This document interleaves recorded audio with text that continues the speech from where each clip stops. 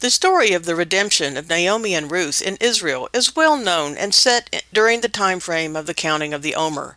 We all rejoice that Boaz redeemed them both and became the great-grandfather of King David. But have you ever wondered why the nearest of kin to Naomi would not redeem Ruth? That's the only reason Boaz was even able to. Does Scripture really teach that certain people are unclean? Did Yesha, Jesus, really have a Canaanite disciple against his father's instructions in the Tanakh that no Canaanite would ever enter the congregation of Israel? In today's brief study, inspired by the events in the Book of Ruth and Month 2 on the calendar, we are going to answer these questions and more. Please join us and keep watching.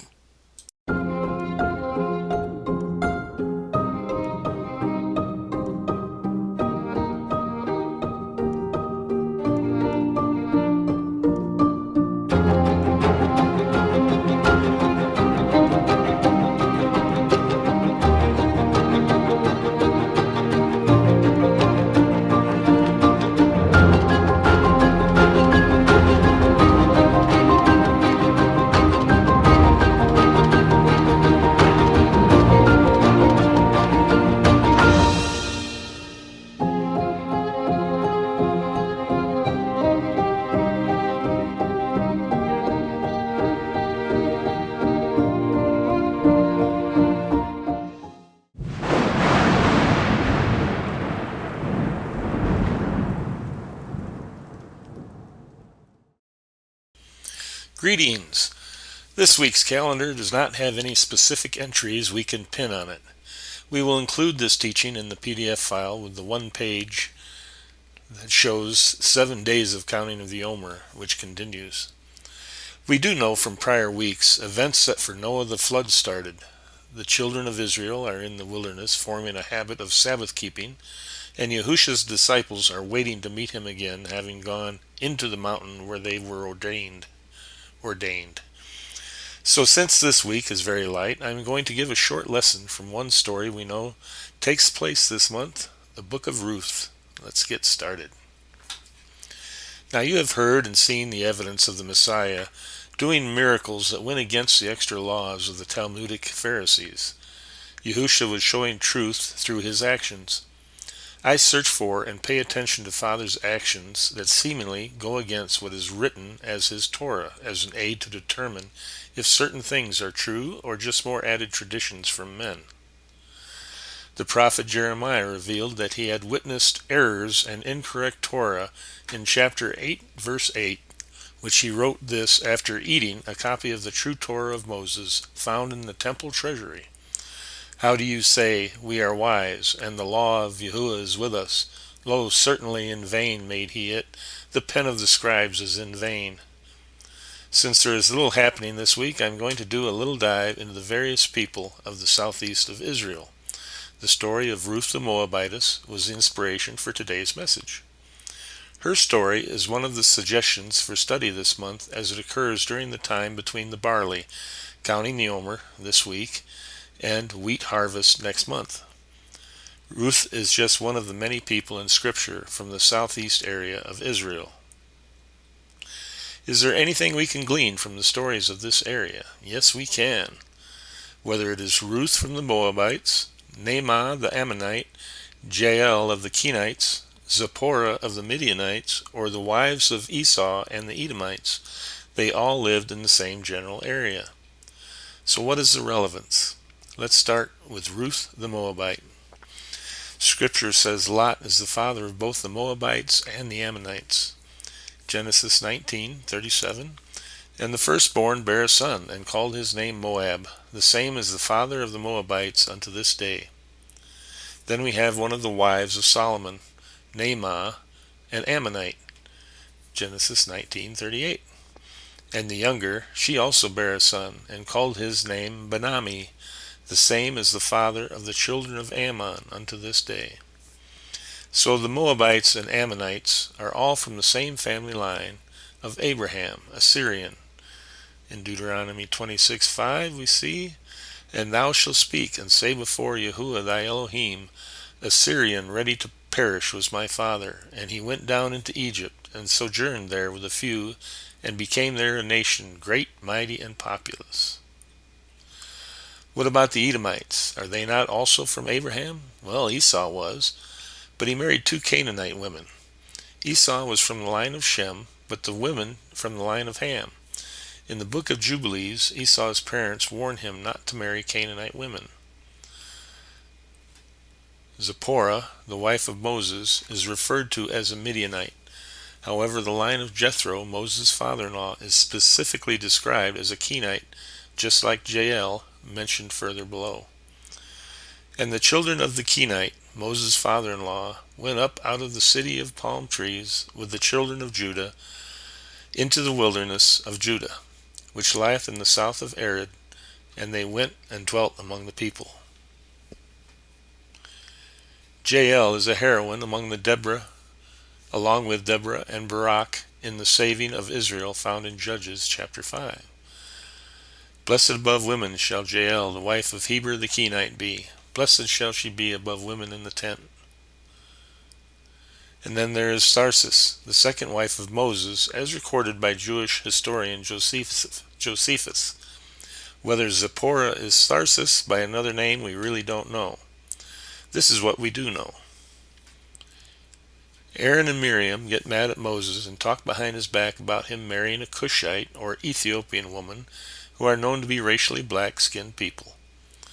We know there is scripture that tell the Israelites not to marry outside the tribes, and yet Moses clearly married outside the tribes, and Aaron and Miriam were severely chastised by Father. You can read about this in Numbers chapter 12. Moses in no way was chastised for this. Let that sink in for a moment. Let's review the verses below to discern what Father is exactly saying.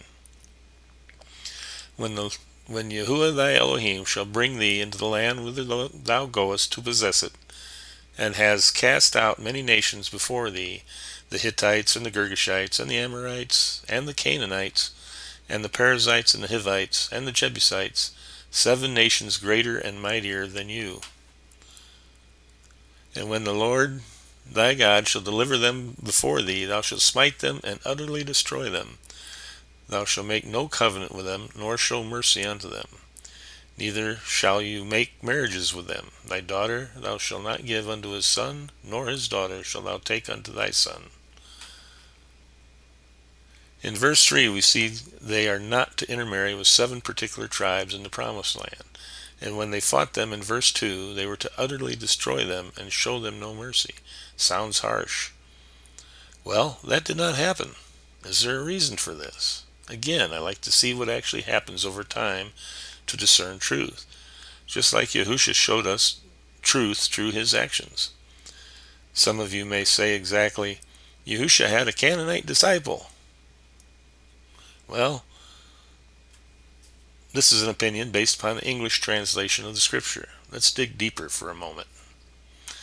Zechariah 14:21 in the King James says, there will be no Canaanite in the house of Yahuwah. Yea, every pot in Jerusalem and in Judah shall be holiness unto Yahuwah of hosts, and all they that sacrifice shall come and take of them and seethe therein, and in that day there shall be no more the Canaanite in the house of Yahuwah of hosts. And then you see his son has picked on in the list of apostles in Matthew. Simon the Canaanite and Judas Iscariot, who also betrayed him. Let's dig a bit deeper and use the research technique we demonstrated in our first research tip video. We hope you watch to learn how to do a backward search into the Septuagint. The Greek word was translated twice in the Brit Hadashah as Canaanite. You would expect this word to link back to 3669 used in Zechariah 14:21 and to have appeared many times in the Septuagint, but there are 0 results.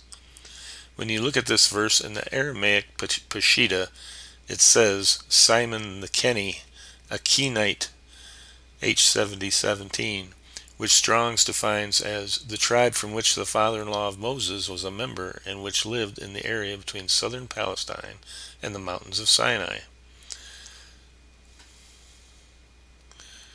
This is the same people group that Caleb, a Gentile, one of the two spies sent into the promised land, giving a good report is from.